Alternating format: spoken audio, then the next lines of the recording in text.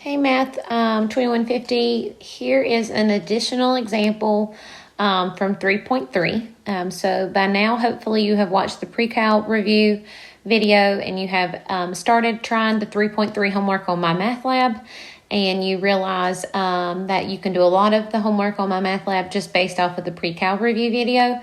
However, here is a full-blown example of what is expected for you to be able to do by the time you finish the 3.3 section, okay? So I have given you a function, and 3.3 expects you to be able to find asymptotes, domain, and range, intervals of increasing, intervals of decreasing, concave up versus concave down, inflection points, critical values. Pretty much 3.1, 3.2 builds up to 3.3. So this is the big heart of the lesson right here, okay? So we're going to start with this problem. And if you've taken a look at MyMathLab, these problems are like 9 parts. So it's going to be rather long, and this is all that we're going to do on this video is take a look at this particular problem. So first off, let's talk about domain. We know that we can't have 0 in the denominator. So if you plug in a -3 for x, you would get -3 plus 3 in the denominator, which means 0 would be in the denominator. So hopefully you realize that the domain is x cannot be -3. Because again, -3 plus 3 is 0, and you can't divide by 0. So that's the domain. However, you and I both know we can't write the domain like that. We have to write an interval notation. And so interval notation means I can be anything in the world. So I can be -infinity all the way to -3, because I can't be -3. And -3 to infinity. So that's the domain right there, guys. -infinity to positive infinity. And I skipped over -3 because -3 causes the denominator to be 0. Okay, so there's the domain. Holes are, no, hold on. Let's go back. Let's do x-intercept and y-intercept. So x-intercept means y equals 0. And so we set f of x equal to 0. We get x squared minus 5 over x plus 3. Like I talked about in the other video, I like to put an imaginary 1 here. And so we would get cross multiplying 0 equals x squared minus 5. And we are going to add 5.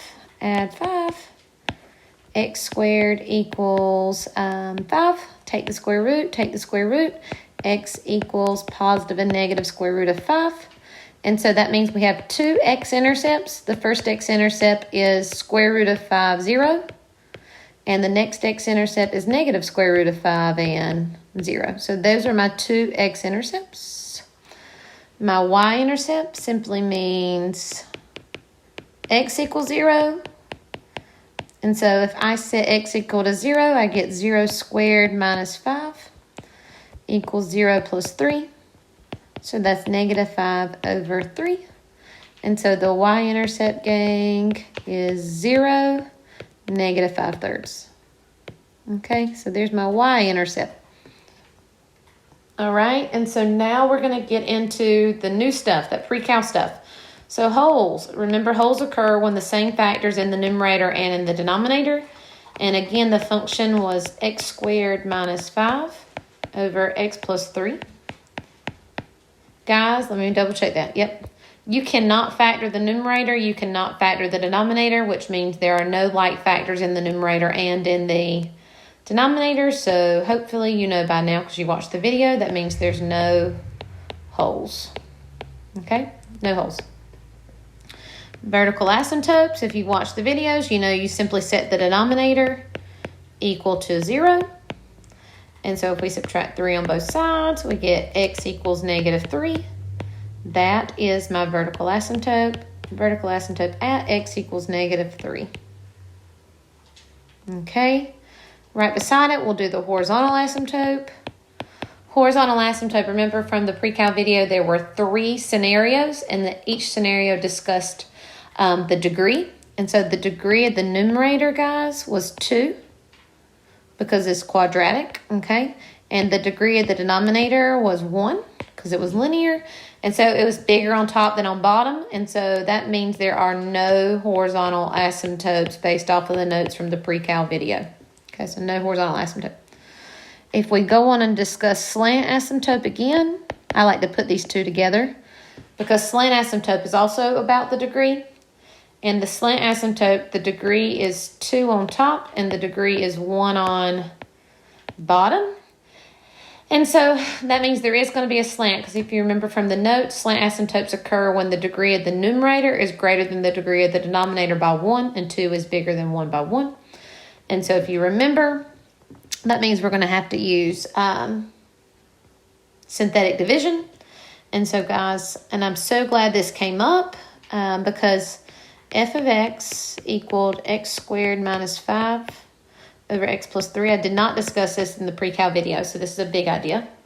Remember, with synthetic division, if we're dividing by x plus 3, we put a negative 3 in the box. And now we list the coefficients. Okay, and here's what I'm talking about. There's your x squared. Do you realize there's no x? And so if there's no x, there's really a 0x there. And then there's a minus 5. This and this, guys, that I'm drawing a line, this and this are exactly the same. Why is that important? Because when putting in your coefficients, you have to put in your 0 as your placeholder for the linear spot. So we're going to put in a 1 as the first coefficient, a 0 as the next coefficient, and a negative 5 as the next coefficient. And if you watched the earlier video, you know to drop the first number. So we drop 1. 1 times negative 3 is negative 3. 0 combined with negative 3 is negative 3. Negative 3 times negative 3 is a positive 9. Over here, when you combine negative 5 and 9, you get a positive 4. But again, the slant asymptote is 1x minus 3, which is the same thing as just x minus 3. That is your slant asymptote. Okay. So slant asymptotes are done, vertical asymptotes are done, horizontal asymptotes are done, which means we're ready for the first derivative test. Okay, first derivative test. And if you remember, the first derivative test finds critical values. And it also determines intervals of increasing and decreasing, which helps us determine maxes and mins. That is the purpose of the first derivative test. So if I take a look here, if I find, let me rewrite the function again, x squared minus 5 over x plus 3. And I take the first derivative. Well, every one of you in here knows when you take the derivative of this, we have to use the quotient rule. And the quotient rule says we're going to take the derivative of the top, which is 2x. Leave the bottom. The quotient rule says to subtract, leave the top, take the derivative of the bottom, the derivative of the denominator is 1, and put it over the denominator. And what do we do to the denominator? We square it. And you and I both know we need to clean this up. So 2x times x is 2x squared. 2x times 3 is 6x. Okay. 1 times x squared is x squared. But guys, take a look. What's in between is going to be a negative x squared because we're subtracting here. And then 1 times negative 5 is negative 5, but you are subtracting a negative 5, so hopefully you realize that's plus 5 over x plus 3 squared. Last step, combine like terms. At 2x squared and negative x is a x squared plus 6x plus 5 over x plus 3 squared. Oh God, this is going to be a good example. Okay. And so that's the first derivative, guys. And we are going to take that first derivative and set it equal to 0. And when you take the first derivative and set it equal to 0, you're technically going to take the numerator and set it equal to 0. And take the denominator and also set it equal to 0 to find critical values. Okay, so we're setting the first derivative equal to 0 to find critical values, guys. So if we set this first derivative equal to 0, we need to factor. So that's going to be x plus 3 and x plus 2. Set each piece equal to 0. Subtract 3, x equals negative 3. Subtract 2, x equals negative 2. So we currently have 2 critical values. Okay, so far. On the other side, we're going to square root both sides. X plus 3 equals the square root of 0, which is still 0. Subtract 3, x equals negative 3.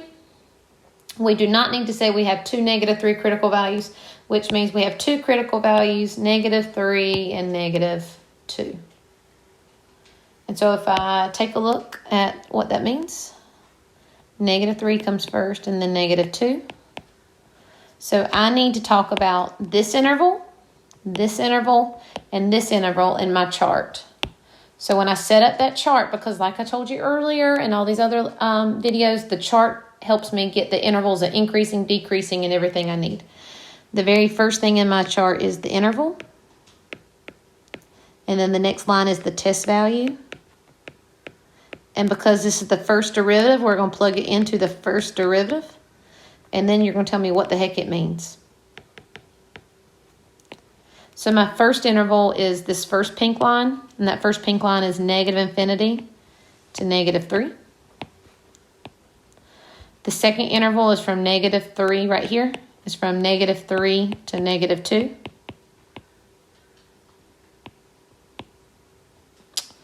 I don't know what happened there. Hold on. Let me clean it up for you.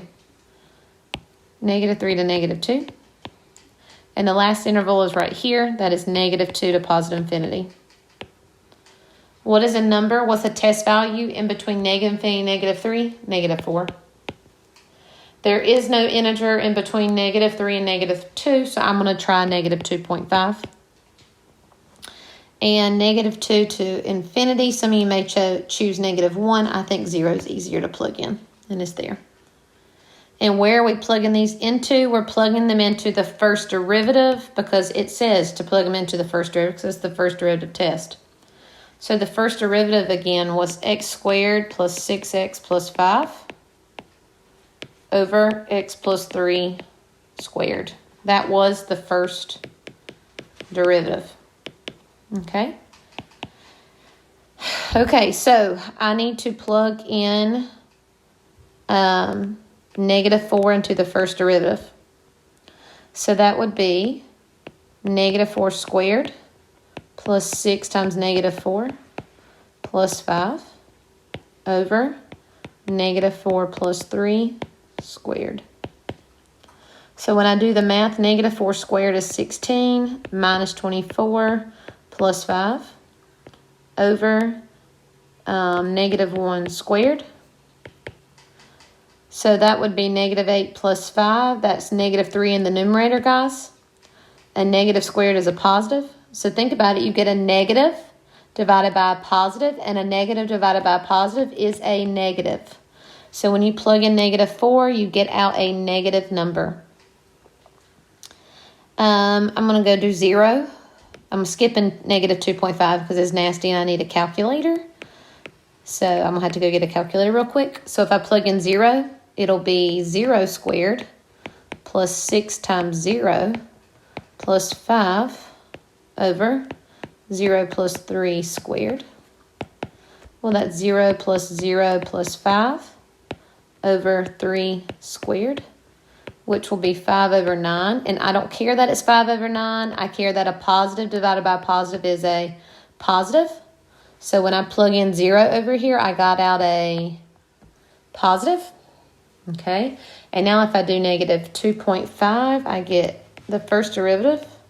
Negative 2.5 equals negative 2.5 squared plus 6 times negative 2.5 plus 5 over negative 2.5 plus 3 squared.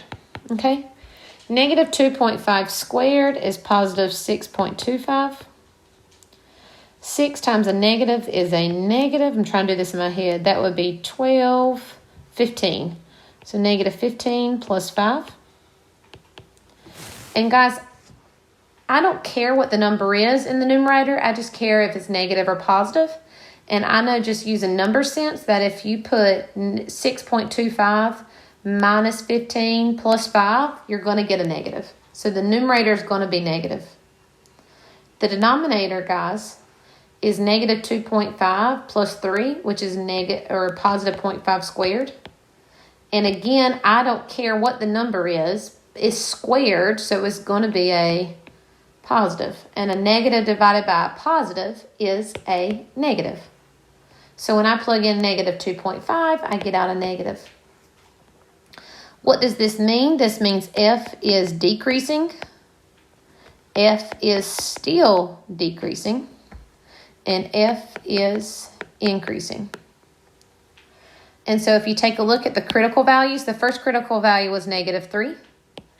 At negative 3, if you take a look, it is decreasing and it is still decreasing, which means negative 3 is not a max nor a min because it's decreasing the entire time. However, at my next value, take a look here at negative 2 and negative 2. If I take a look, it was decreasing, and then between there and there, decreasing, and then it turns to increasing, which means it's going down, and then it starts coming back up, which means we clearly have a minimum. So x equals negative 2 is a minimum. And like we've talked about from the beginning, a minimum is a ordered pair, which means we need an x and a y. So if I take negative 2 and plug it into the original, I got to remember what the original was. It was x squared minus 5 over x plus 3. X squared minus 5 over x plus 3. So if I plug in negative 2, I get negative 2 squared minus 5 over negative 2 plus 3. Negative 2 squared is 4 minus 5. And negative 2 plus 3 is 1. So that's negative 1 over 1, which is negative 1. So the actual ordered pair is negative 2, negative 1. That is my minimum. And so, guys, in addition to your minimum, if you go back to your table, you know intervals of increasing and you also know intervals of decreasing. So from negative infinity to negative 3 and from negative 3 to negative 2. Look, right here, interval 1 and interval 2. What was I doing? Decreasing. So both of these intervals are decreasing intervals. If you go back up here, negative 2 to infinity is increasing. So negative 2 to infinity, the interval is increasing. So that helps you get quite a bit of the work on my math lab, okay? So now that we've done the first derivative test, we're now going to go do the second derivative test. Yep. And I'm trying to organize this. Second derivative test. Just FYI, while I'm writing this down. If this was a traditional face-to-face class, we would do one problem because it would take the entire class period to do one problem. Second derivative test. Second derivative test tells us inflection points. I'm trying to give you notes as I work. Inflection points. And it also gives you intervals of concave up versus concave down. That's the whole point of the second derivative test, guys. So in order to find the second derivative, you learned in the last chapter, or actually 2 chapters ago, you have to have the first derivative. And the first derivative was x squared plus 6x plus 5, I think. Hold on, let me go double check. Right here. And if I highlight it, that was the first derivative. X squared plus 6x plus 5. Right there. Over x plus 3 squared. And so we're going to go find the second derivative using the quotient rule. Quotient rule says take the derivative of the top. The derivative of the top is 2x plus 6. We leave the bottom the same. We subtract. We leave the numerator the same. We take the derivative of the bottom, but crap, the derivative of the bottom has a 2 on the outside, which means we've got to use the chain rule. So I bring down the 2. X plus 3 stays the same. I'm running out of room. X plus 3 stays the same. Subtract the exponent by 1. And you know when you finish the chain rule, you have to take the derivative of the inside, and the derivative of x plus 3 is just 1. So if I clean this up a little bit, that way it's all on one line. I have 2x plus 6 over x plus 3 squared minus, I left the top the same. I took the derivative of the bottom using the chain rule, so I brought down the 2. I left the inside the same. The exponent decreased by 1, and the derivative of the inside is 1. Over the bottom, which was x plus 3 squared, and I've got to square it again. Okay, so this is what I was talking about. You've got to clean this thing up, guys. There's no way around it. So I've got 2x plus 6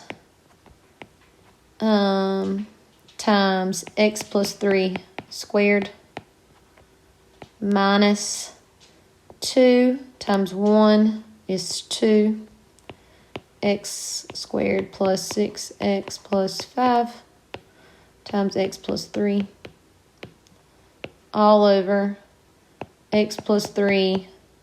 When you square a square, guys, you do not add them, you multiply them, and 2 times 2 is 4, so the new exponent is 4. Okay? And we're not done. I wish we were, but we're not. So now we have to pull out a GCF.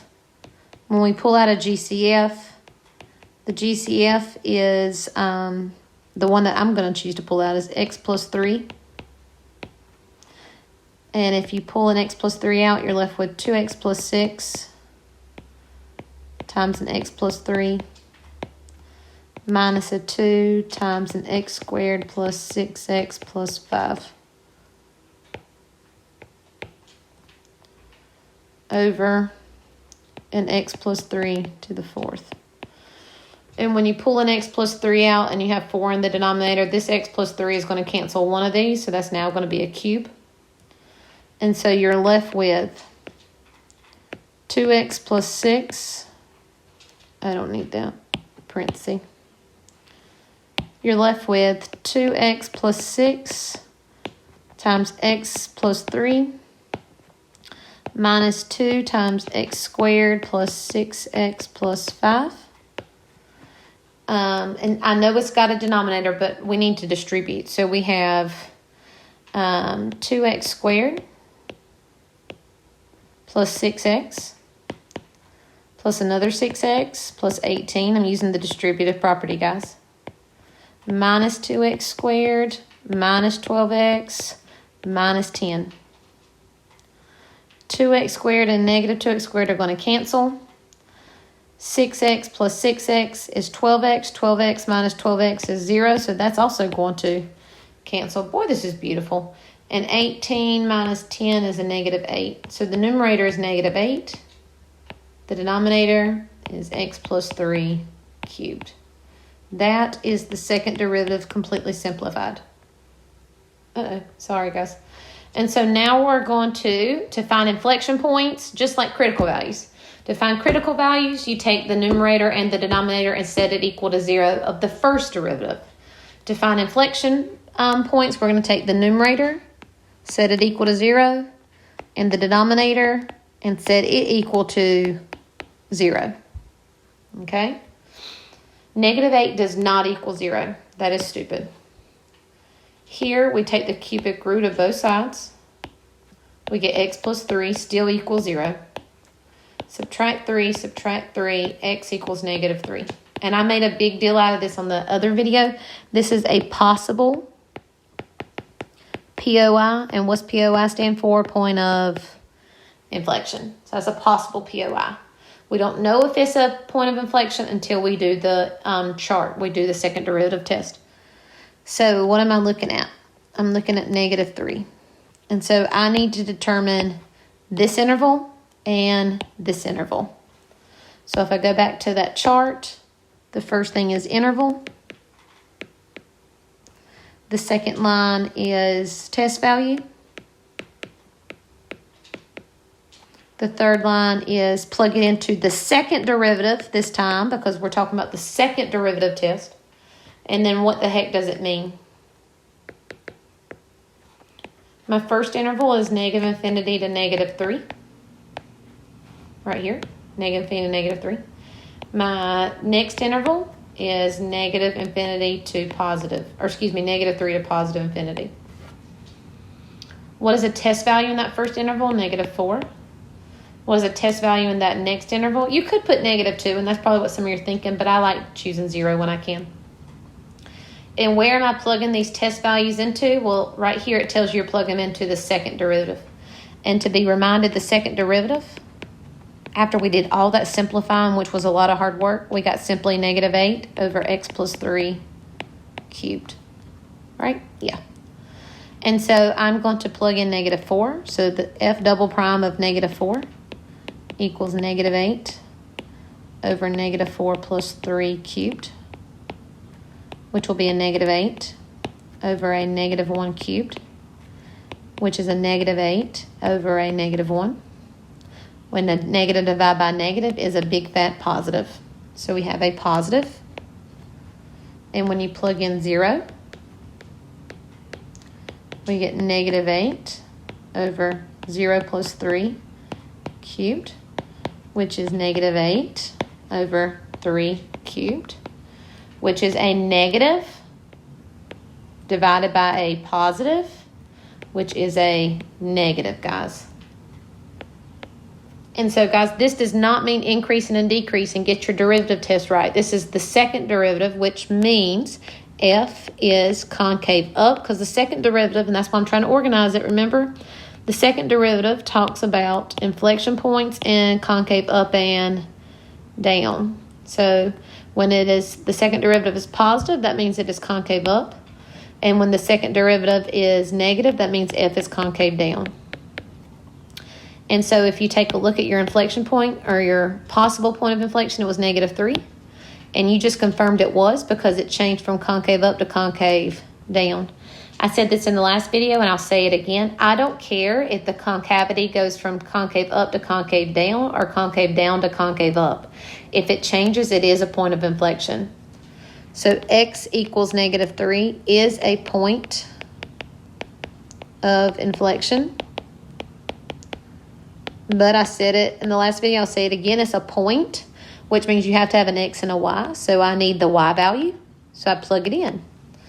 So the original function was x squared minus 5 over, I'm about to get stumped. Look at this. Over x plus 3. I do this every year, x plus 3. And if you plug in negative 3, guys, you get negative 3 squared minus 5 over negative 3 plus 3, which will be 9 minus 5 over 0. And this is a red flag. Literally, it is a red flag. Because where is 0? 0 is in the denominator. So you should be freaking out. You're like, I can't get a point of inflection if there's 0 in the denominator. And you're exactly right. We thought x equals negative 3 was going to be a point of inflection. But we're wrong. And the reason we're wrong is if you go back, and I know it was like 10 minutes ago because these problems take so long. But if you go back up, guys, somewhere, keep going up, right here it is. X equals negative 3 was a vertical asymptote. If you have a vertical asymptote, you cannot have a vertical asymptote and an inflection point at the same place. And so because we have a vertical asymptote all the way down here, this is not a point of inflection. Even though it looks like it is, based off of our table, it is not a point of inflection, okay? And so that means, let's go back and fix it, no points of inflection. However, we do have negative infinity to negative 3 is an interval that is concave up. And negative 3 to infinity is an interval that is concave down. Okay? And so that's going to get you through these problems. You know your intervals are concavity. You know there's no inflection points. You found your intervals are increasing and decreasing, your max and your mins, the whole 9 yards. So